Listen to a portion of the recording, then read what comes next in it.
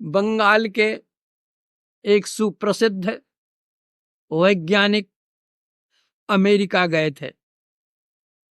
उनका नाम था जगदीश चंद्र बोस। वहां के वैज्ञानिकों ने इनके साथ परिहास किया कि ये उस देश से आए हुए हैं जहां के लोग कहते हैं कि शंख बाजे बलाई भाजे। भला कहीं ऐसा भी कहीं होता है कि शंख के बजने से और बला भाग जाए? जगदीश चंद्र बोस ने कहा कि हमारे यहाँ के जितने कार्यकलाप हैं वे सारे के सारे विज्ञान सम्मत हैं। शंख बाजे बलाई भाजे यह सत्य तथ्य है, असत्य नहीं है। अगर आप लोगों को मेरी बात पर विश्वास नहीं होता है तो आप लोग एक शंख लाइए और आप वैज्ञानिक लोग अपना अपना अनुवीक्षण यंत्र लेकर के आइए, माइक्रोस्कोप। मैं सिद्ध कर दूंगा कि शंख बाजे बलाई भाजे है कि नहीं। वहां के वैज्ञानिकों के मन में भी एक कौतूहल सा हुआ कि देखें भारत का आया हुआ वैज्ञानिक क्या बतलाता है, क्या दिखलाता है। वे सब के सब अनुवीक्षण यंत्र लेकर के आ गए और एक शंख भी। जगदीश चंद्र बोस ने कहा शंख तो मेरे हाथ में दे दीजिए और अनुवीक्षण यंत्र आप लोग अपनी अपनी आंखों में लगाइए। उन वैज्ञानिकों ने अपनी अपनी आंखों में अनुवीक्षण यंत्र लगाया। जगदीश चंद्र बोस ने पूछा कि आपने जो यंत्र लगाया है संसार में आप क्या देखते हैं?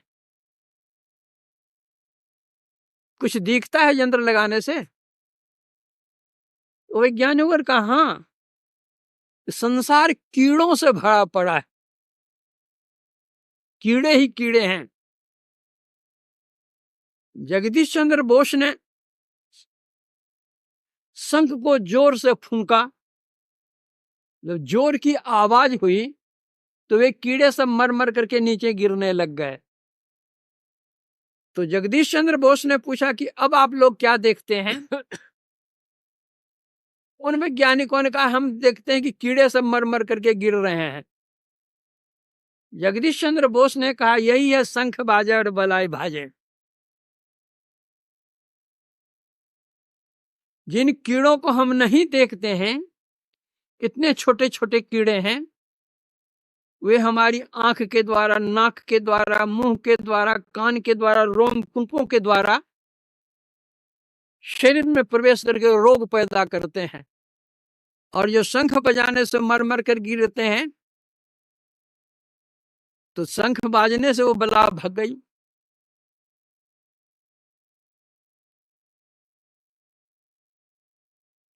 इसलिए किसी साधक ने कहा है इस नजर से हवा भी न दिखलाएगी, इससे परमात्मा दिखे हंसी आएगी। हम लोगों का शरीर 5 तत्वों से बना हुआ है, मिट्टी, जल, अग्नि, वायु और आकाश। हम लोग मिट्टी देखते हैं, जल देखते हैं, अग्नि देखते हैं, लेकिन हवा को देखते हैं? हवा का स्पर्श होता है तब मालूम होता है, लेकिन हवा को हम लोग देखते नहीं।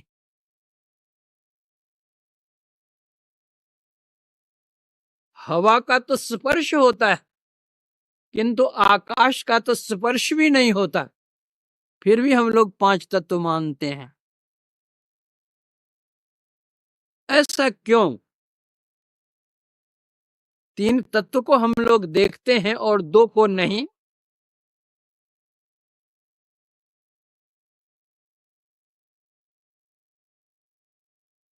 परमात्मा ने जो सृष्टि की है उस ओर दृष्टि करने से इस विषय की परिपुष्टि हो जाती है कि रचना सूक्ष्मता से स्थूलता की ओर हुई है। 5 तत्वों में सबसे पूर्व का तत्व क्या होगा, क्या होना चाहिए? इन 5 तत्वों में सबसे पूर्व का आकाश होगा। आकाश कहते हैं अवकाश को।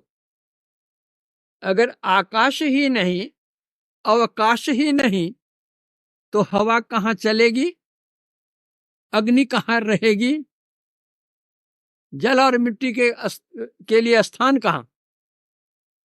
इसलिए सबसे पूर्व का आकाश तत्व है।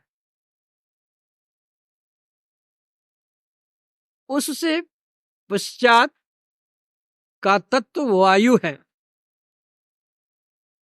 इसलिए जो पूर्व का तत्व है उसकी अपेक्षा पर का तत्व स्थूल है।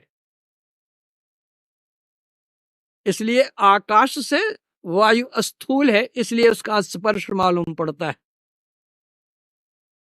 वायु के बाद अग्नि तत्व हुआ है।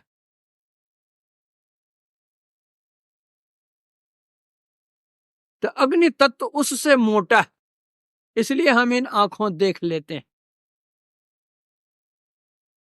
अग्नि के बाद जल तत्व है। अग्नि से मोटा है जल। तो जल को हम चुल्लू में ले सकते हैं, लेकिन अग्नि को चुल्लू में नहीं ले सकते हैं। उसके पीछे है पृथ्वी। इन 5 तत्वों में सबसे मोटा तत्व है पृथ्वी। उसके ढेले को हम ऐसे उठा सकते हैं, पानी को ऐसे उठा नहीं सकते हैं। तो जो जितना पूर्व का होता है वह उतना ही सूक्ष्म होता है। पृथ्वी से सूक्ष्म है जल, जल से सूक्ष्म है अग्नि, अग्नि से सूक्ष्म है वायु, वायु से सूक्ष्म है आकाश। लेकिन आकाश के भी जो पूर्व का तत्व है वह कितना सूक्ष्म होगा?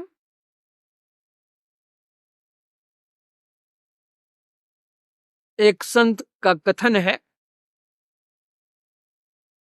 भूमि पर अप आप हु के परे पावक है, पावक के परे पुनि वायु बहत है, वायु के परे व्योम, व्योम हु के परे इंद्रिण दस, इंद्रिण के परे अंतःकरण रहत है, अंतःकरण पर 3 गुण अहंकार, अहंकार पर महतत्व को लहत है, महतत्व पर मूल माया, माया पर ब्रह्म, ताहिते परात पर सुंदर कहते हैं।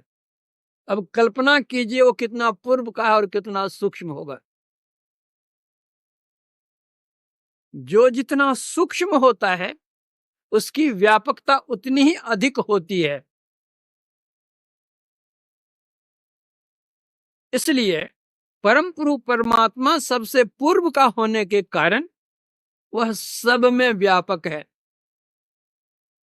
और किस तरह व्यापक है? प्रभु जी व्यापक जनु गगन रहाई। उनकी व्यापकता आकाश के समान है। ऐसी कौन सी जगह है जहां आकाश नहीं हो? उसी तरह वह परम प्रभु परमात्मा कहु सो कहां जहां प्रभु नाही, वह सर्वत्र है। ठोस से ठोस पदार्थ है, लोहा का गोला है, ठोस है, लेकिन फिर भी उसके अंदर आकाश है। कितना भी ठोस हो फिर भी उसके अंदर आकाश है। कहेंगे उसके अंदर आकाश कैसे है? उस लोहे के गोले को आग में आप डाल दीजिए, भाती के सामने दे दिए, धौकनी से दे दिए, देखते देखते आप देखेंगे कि लोहा का जो गोला काला था वह लाल हो गया है, आग में पड़ करके वह भी आग ही हो गया है। जब तक उसमें खाली स्थान नहीं था तो गर्मी घुसी कैसे? उसमें गर्मी घुसी, वह लाल हो गया है गोला, अवकाश था इसलिए उसमें गर्मी घुस गई। तो वह आकाश सर्वत्र है, उसी तरह वह परम प्रभु परमात्मा सर्वत्र हैं।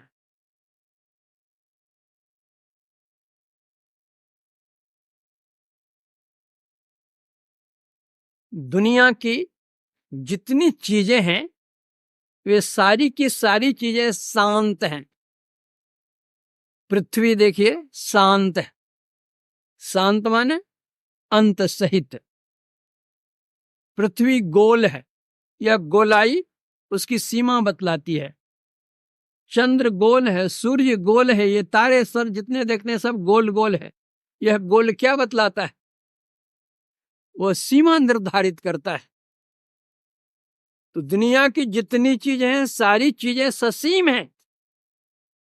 उन सारी ससीम चीजों को एक जगह एकत्रित करने से ससीम का मंडल एक बहुत बड़ा हो सकता है, विस्तृत हो सकता है, किंतु वह असीम नहीं होगा।